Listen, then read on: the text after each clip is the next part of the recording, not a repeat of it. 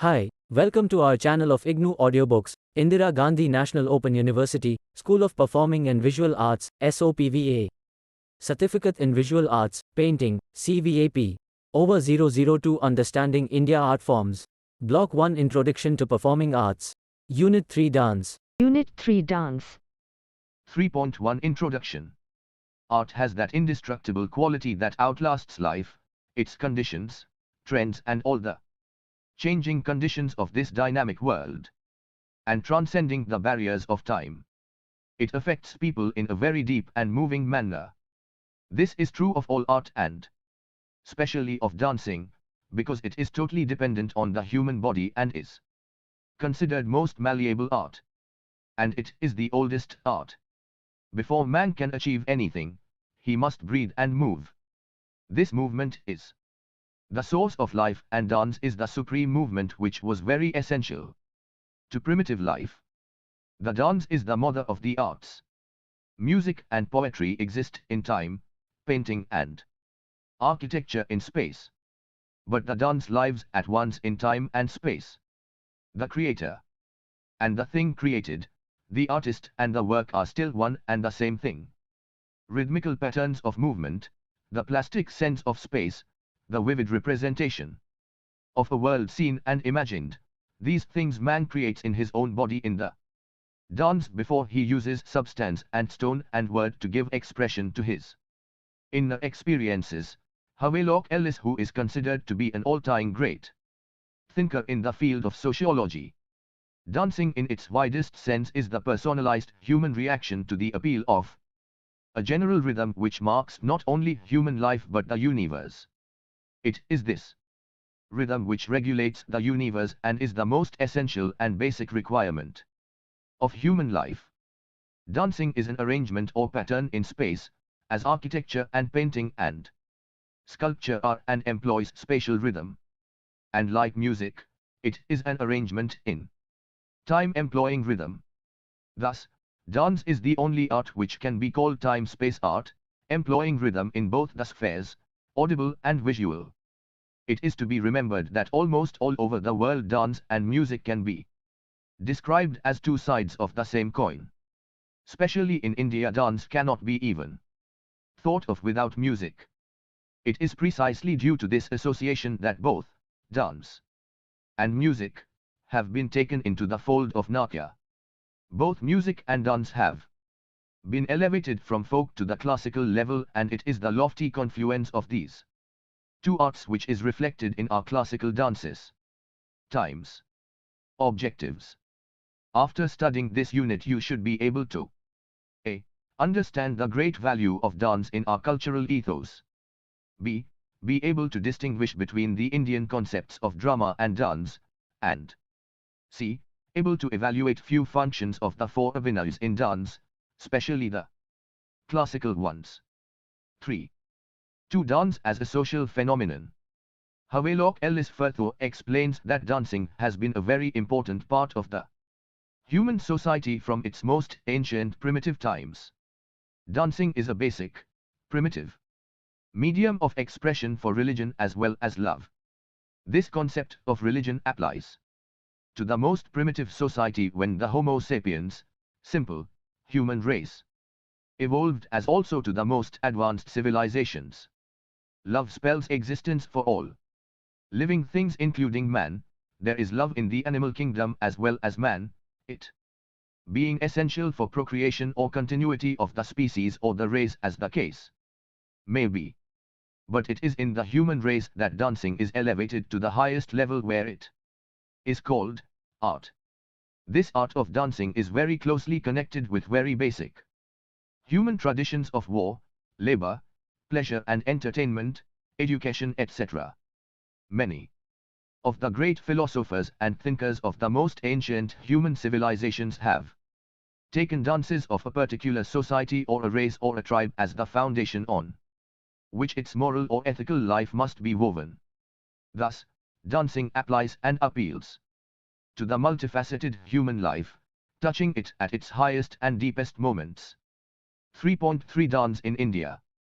India is considered to be the cradle of dance. Every Indian loves to dance. 1. Can say that every true Indian is born with the ability to appreciate and love dancing in any form. Dancing is an inherent and one of the most important components of the Indian society at any level. The Indian dances for social occasion like birth of a child, marriage, religious festivals, social functions and even death. Any excuse is sufficient to propel the Indian to dance. He dances in courtship to attract his mate, he dances when the marriage takes place, he dances when the child is born and is given a name. According to the prevalent custom, he dances to celebrate death as divine sanction, which releases the human being from the worldly bondage. He dances with great joy when the rains come down to irrigate the parched land after the intense heat of summer, and he dances to celebrate the coming of spring, the dance of thanks giving after reaping a rich harvest, as he salutes the Mother Earth for sustaining him and his tribe. He dances to propitiate gods, to invoke their blessings. He also dances to appease spirits of darkness in events like natural calamities, epidemics and any misfortunes that he may have to face. Times. He even dances war dances and hunt dances by imitating combat-like or hunting-like movements. He even dances to practice black magic and spells. And, most importantly, he dances to entertain others when he achieves proficiency, and is termed as an artist practicing and presenting his art. 3.4 Sublimity of Indian dance. Dancing is elevated to the highest state where even the gods dance. Shiva dances. Is dance of creation and destruction. He is the supreme dancer who activates the universe and thus is called Nataraja, the king of dancer actors. In fact, he is the presiding deity of the art of dancing. Lord Krishna dances the eternal rasa with the gopis of Gokul and so is called Natwara.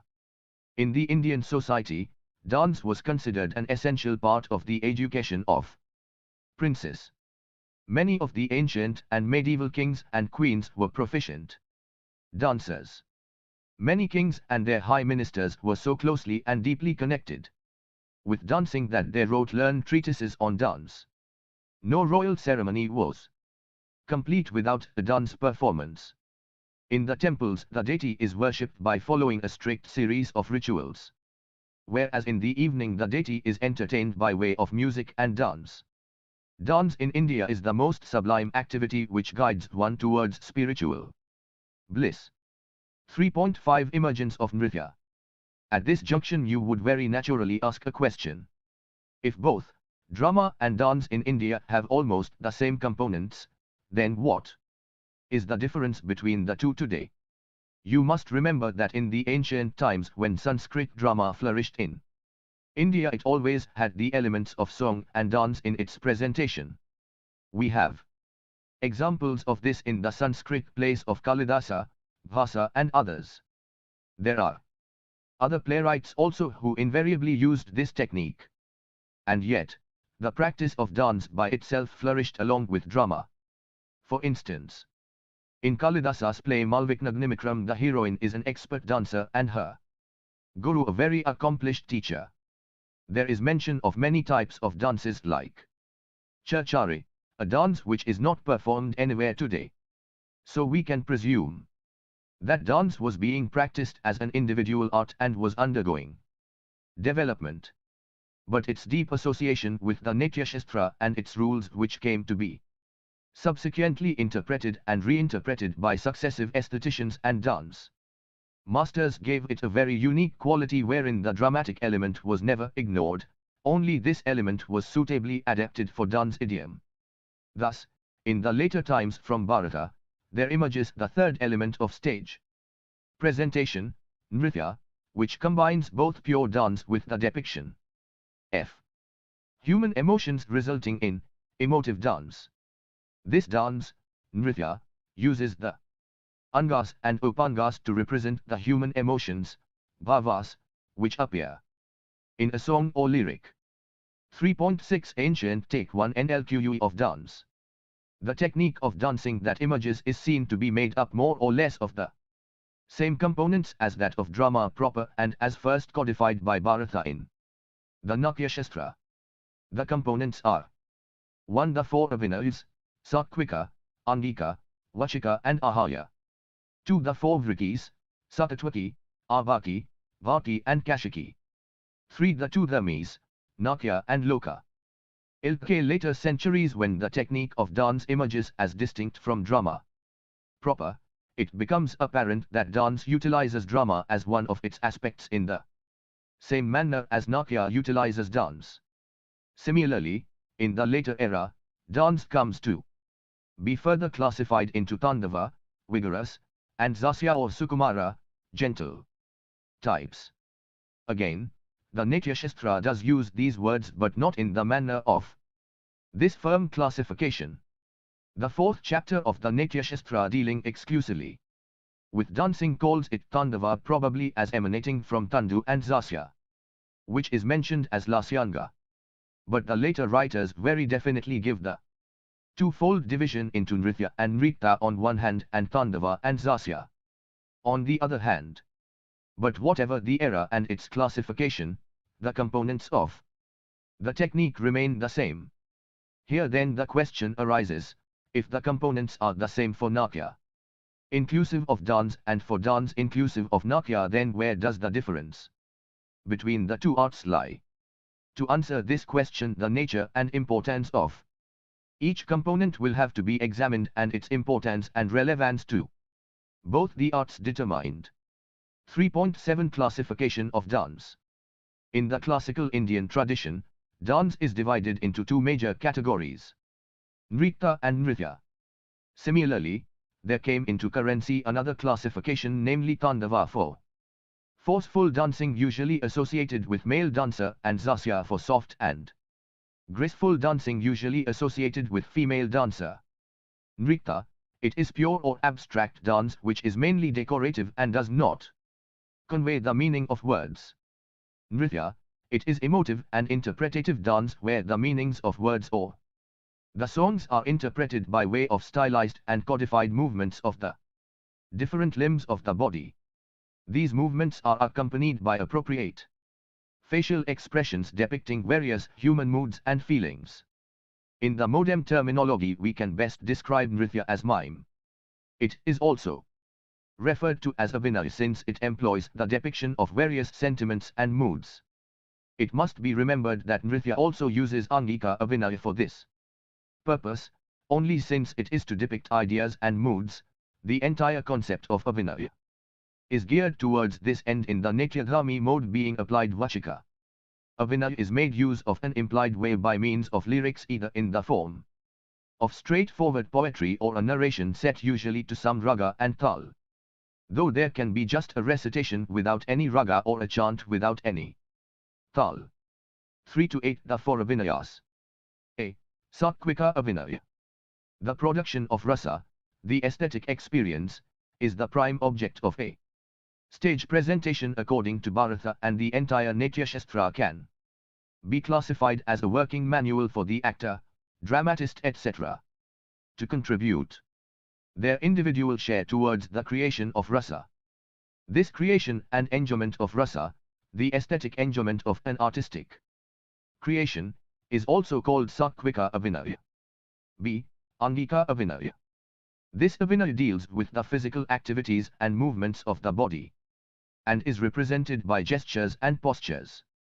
In Angika Abhinaya, it is the mukhaja, facial expressions, combined with the hastas, hand poses, that is most relevant to the conveying of ideas and the creation of rasas, sentiments. This does not mean that the others have no part to play. The body functions as a whole, and so the other parts of the body have to follow suit. It only means that the other parts play a secondary role. See Vachika Abhinaya. This Abhinaya deals with the use of speech in a stage representation. This would include the swaras, the musical notes to be used in the songs, playing of instruments etc., sthana, pitches, kaku, intonation, etc. D. Ahaya Abhinaya. This OVA deals with the use of costumes, jewelry, makeup etc. in a stage representation. Thank you, subscribe to our channel for more updates, and we will see you with the next chapter.